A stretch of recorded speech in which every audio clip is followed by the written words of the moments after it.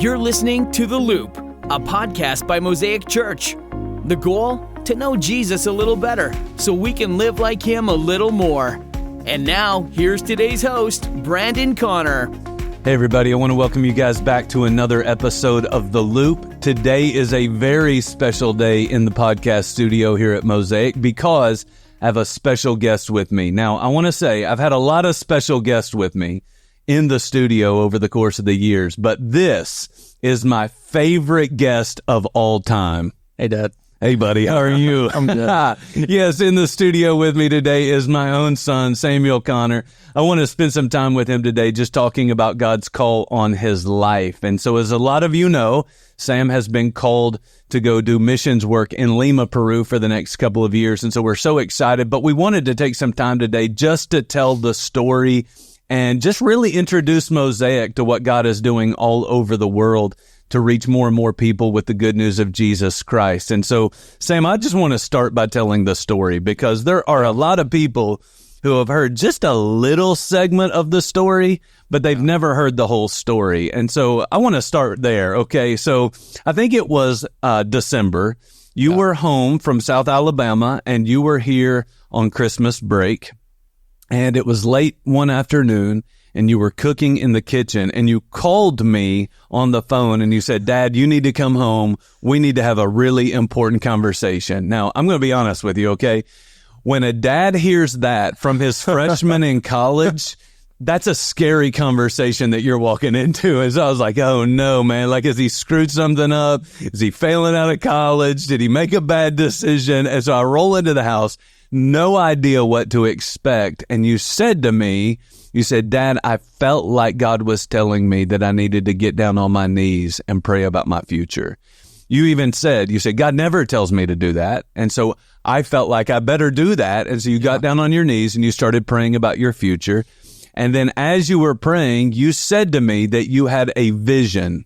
You remember that? Yeah. Okay. And so at that point, I called a timeout as dad or even as theologian. I said, son, do you know the difference between a vision and an idea? And you said, well, I don't know. What is it? And I said, well, a vision is like, thus saith the Lord. Like God has told you to do something and you have to do it, no questions asked. Whereas an idea is like one of those things that maybe God is wanting you to think about it. We need to pray about it, gather some information about it, and see whether or not God is really leading you down that path. And then do you remember what you said to me? I said, whatever you want to say it is, I'm saying it's a vision. That's right. You said, call it whatever you want to call it, but I'm calling it a vision. And I said, okay. And so you went in and you continued to tell me the vision. And you said that as you were on your knees praying, that you saw a very clear picture of you in a hut with a Hispanic woman. Yeah. And I asked you, I said, well, what do you think that means? And you told me that you felt like God was calling you to be a missionary. Yeah. Now, as a freshman in college, the idea of you being a missionary for me in that moment was one of those things where it's like, well, that's a great idea. We'll explore that and maybe consider that after college. Like that's immediately where my mind went. But what I said to Sam in that moment is I said, well, good news for you. I've got an old seminary professor who was my PhD supervisor, and we were really close together for about 8 or 9 years going through school. And he was coming into town the very next day. And this man knows more about missions than anybody else that I have a personal relationship with. And so I just said, well, if you feel like God's calling you into missions, then tomorrow, Dr. Lawless, you call him Papa Chuck. He's coming into town and you can talk to him about missions. So that's exactly what happened. Dr. Lawless was coming into town. He was going to be teaching at Mosaic for only the second time ever that weekend. He sits down with Sam one morning as he's visiting. And as he's sitting there with Sam, I heard him say, Sam, I want to walk you through an acronym. And let me just tell you, this is a great acronym for you to understand as you try to consider what God is calling you to in your life. The acronym is the SHAPE acronym. SHAPE simply is a way in which you can really think about your life and try to discern or understand what God has created you to do. And so Dr. Lawless talked about the SHAPE being the S being spiritual gifts, The H being your heart, or what are you passionate about? The A being your abilities, what are you good at? The P being your personality type, and the E being your education or your experiences. And when you look at all of those things that you have going in your life, you can start to discern, this is what God's called me to do. And so in the next room, Dr. Lawless says, so Sam, tell me about your heart, the H. Like, what are you passionate about? What do you love? And what did you say? I said, man, I really love surfing. Surfing. And so I'm sitting in the next room and I'm going, oh my goodness, my son is in there trying to talk about his future to discern if God is leading him into missions or not. And all he can talk about is his love for surfing. They move on in the acronym to the A, the abilities. And so Dr. Lawless said, Sam, what are you really good at? What are your abilities? Like, where do you thrive in? And what did you say? So, well, I'm pretty good at surfing also. That's right. And so he's talking about surfing again, and I am in the next room, and I'm just shaking my head in disbelief. Dr. Lawless, and then they have the conversation. He teaches at Mosaic that weekend. He flies back to Raleigh, North Carolina. He lives in the Wake Forest area. And that week, he got an email from a guy who was trying to hire 2 young missionaries. In the job description, he said, I want these guys to work 20 hours a week with me at the local church. And the other 20 hours a week, I want them to surf with locals in our community as a means of building relationships with people who do not know Jesus, right? I told you it was a vision. And then Sam said, I told you, Dad, that it was a vision. And it was in that moment that as a dad, I started to realize, like, God is clearly working here in a way that I rarely see him work so clearly. And so we started to explore this possibility, and Sam flew down to Lima with Dr. Lawless. They spent a week together down there, meeting the team, looking at the work that was going on down there. You actually got to surf while you were down there as well. And then he came back and started the application process. And for the last 7 weeks now, you have been in Richmond, Virginia, through training for this work that God has called you to do. Yeah. So here's my question for you, Sam. I've talked enough. It's an amazing story. God has clearly called you to this. We're excited about what God is going to do in you, through you, and for you in the years ahead as you head to Lima for the next couple of years. But my question for you is, while you were in Richmond, what did you learn as you were preparing for this great work that God was calling you to? Yeah. The first thing I learned is really about the desperate need for laborers. There are over 3 billion people in the world who have little to no access to the gospel. And by the end of the day, there will be over 174,000 people that die without Jesus, and they will die tomorrow and the next day and the next day if there are not laborers who are going out to the nations. So 175,000 people roughly die every single day without a relationship with Jesus. Wow. Yeah. There's over 3 billion people with little to no access to the gospel, and there's only about 430,000 missionaries that are trying to reach the nations right now. So 430,000 missionaries from all different types of mission agencies that are trying to reach 3 billion people with the good news of Jesus Christ. Yeah. And so when I hear that, I'm reminded of that passage where Jesus said to his disciples, he said, you need to pray for the Lord to send workers into his harvest field, because the harvest is plentiful, but the laborers are few. The laborers or the workers are very few. And so God has called you out, and I know that you feel like God has not just called you out, but that he's calling a lot of people out. Do you want to talk about that?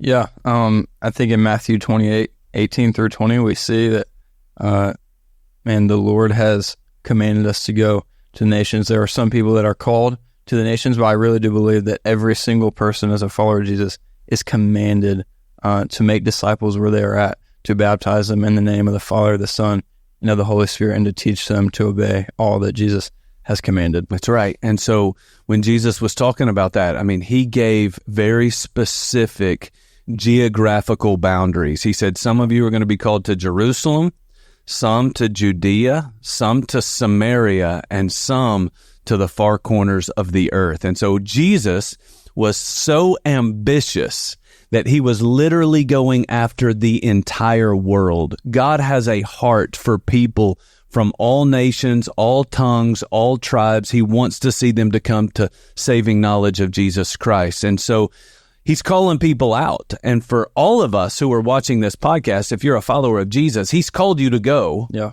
It may be to the ends of the earth, or it may be to your neighborhood or into your workplace, but we all have this responsibility to obey the great commission that he has given to us. And so let's talk a little bit about people. So you're up in Richmond, Virginia, and you walk in and there were 158 missionaries that were being trained during the 7-week period that you were there.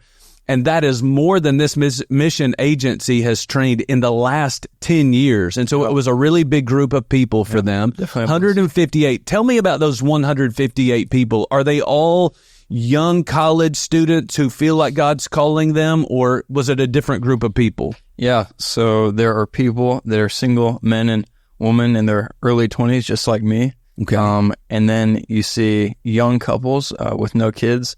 You see young couples with, there was a baby there that was 8 months old. Multiple families that had really young babies. There was families with kids, with 5 kids, ranging from 6 to 16. Those people actually lived in my quad with me. And then there were people that were retired. There was widows. There was older single men and women, all alike. This is not a call for just young single people with no obligation. This is a call and a command to people from all demographics and ages. So that's surprising to me. You know, I guess when I think about missionaries, I typically think of people who, might be in their 20s and, they don't really have something, like deep roots yet, so they're kind of free to go to the nations or pack up and move to the other side of the world. But what you're telling me is that, that's true of some people.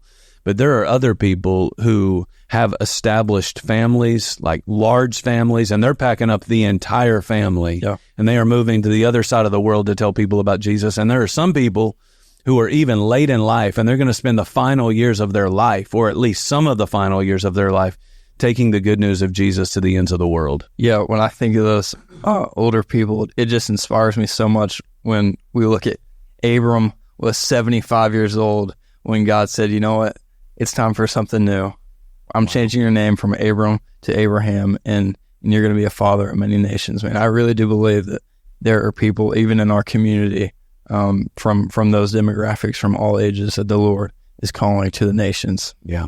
And so I want to challenge you, if you're watching this podcast, to be open to the possibility that God may be calling you.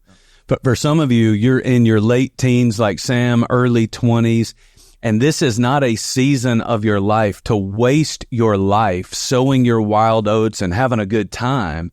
This may be a season of your life for you to explore what God is doing all over the world and to consider the possibility that he may want you to join him in that work for a couple of years, or maybe even for the rest of your life. And so that's true of young people, but it's also true of middle-aged people.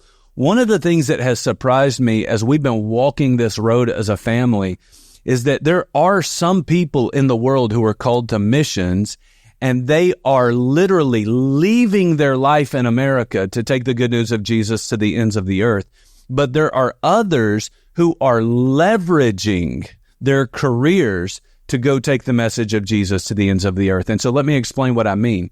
When COVID happened, the world changed for a lot of people. In the working world, there were more people who started working remotely than ever before. And because of that, there are a lot of business professionals right now who are literally working remotely overseas for the sole purpose of being able to share Jesus in a part of the world where people don't know him. And so if you're a banker and you can work remotely from anywhere in the world, you need to know that there are people who are leveraging that opportunity to work remotely, and they are literally choosing to go live in a part of the world where people don't know Jesus. And they're working remotely from Southeast Asia. They're working remotely from Indonesia. They're working remotely from some far place in the world so that they can just put themselves in a place where they can share Jesus with people who don't know them. And so that is a mind-blowing reality that I had not considered, but that I've learned in this process. And then finally, there are older people as well. And some of the older people who have just decided, you know what? I'm going to make the final years of my life count. It's interesting. I remember a few years ago, there was a presidential election in the country. And I remember it was like Hillary Clinton and Donald Trump, and they were all pushing into their 70s. And yet I read an article that said these are people who in their 70s, they are choosing to take on the most difficult job in the world in their 70s. That they're not thinking about retiring and playing golf and playing shuffleboard. They're thinking about taking on the greatest challenge in the world. And I would just say to Christians in their 70s that it may just be that God wants you to use your last years to be your best years in terms of the kingdom impact that you could make. And so again, just consider the possibility that God may be calling you to share Jesus with people in a part of the world where right now they don't have access to him. Yep. The oldest lady that was there at the training, she's in her very late 60s, and she is headed to Israel. Wow. Yeah, she's a widowed woman, and she has felt that the Lord has called her to the nations, and she is obedient. Wow, that's amazing.